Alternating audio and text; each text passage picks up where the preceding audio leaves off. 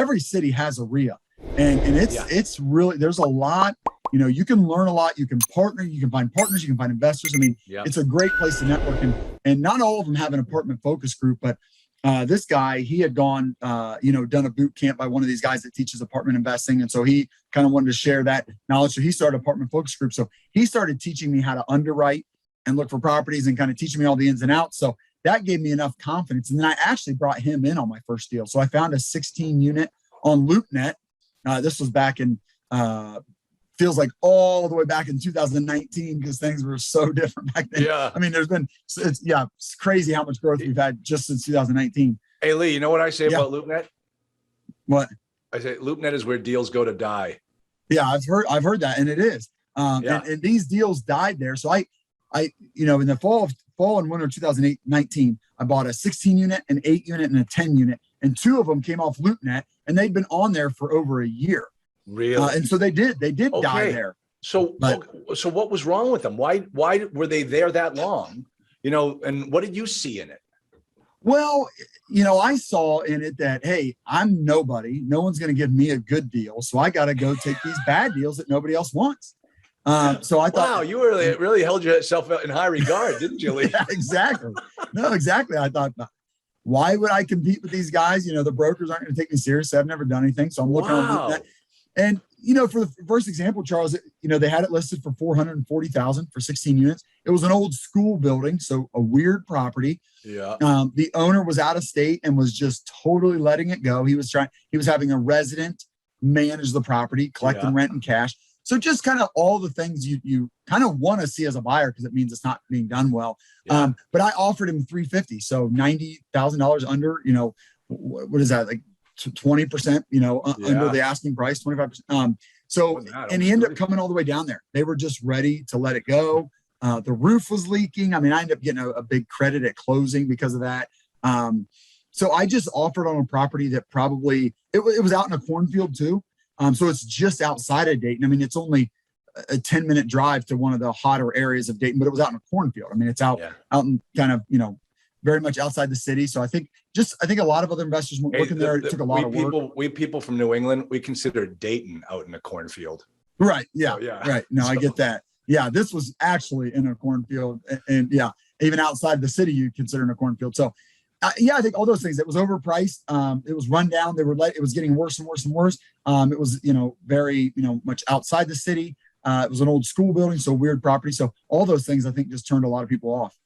And so, when the guy accepted your offer, were you just like, holy cow, now what do I do?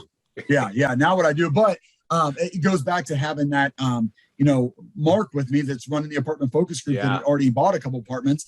And so I said, Mark, can I give you 10% of this deal, to help me?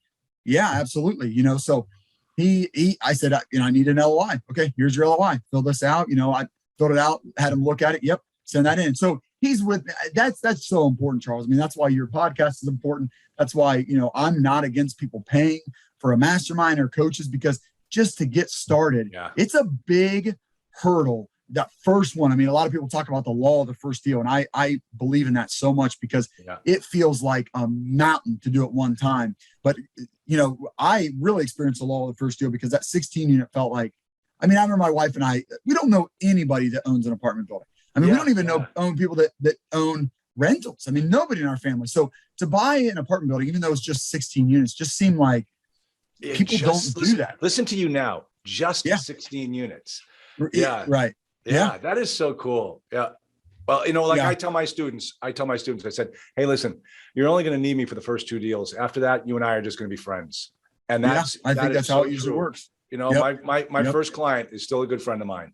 After 10 years. So, but you're absolutely right. You got to have somebody that has seen it. But let me, I heard a great expression, a comment that Bill Gates made. I'm using it all the time because I think it's so good, that success is the worst teacher. So what did you do wrong on this deal? Sure. The biggest lesson on this one, Charles, and unfortunately I've learned it a couple more times since. Lee, you don't look like a bright guy. You're a slow learner. I can tell, Lee. But it's deferred maintenance. It's underestimating deferred maintenance. Oh yeah. Because on the 16 unit, there were, I think, 3 vacancies when we got it. Somebody moved out pretty quick. I brought money and was ready to rehab those units and was ready even for a couple people to move out.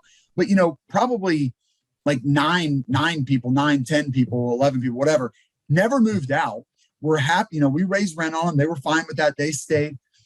But Charles, we spent thousands of dollars on those units because the deferred, like the maintenance request that went undone. They didn't go out and do anything about them. Yeah. I didn't listen to them for 5 years. I mean, that builds up. So we're replacing water heaters, it seems like every other month, in these units. We're going in, they have leaks, and the leak has been going on for a while under the sink. So now we're tearing out the bottom of the cabinet and doing that. I mean, so many plumbing.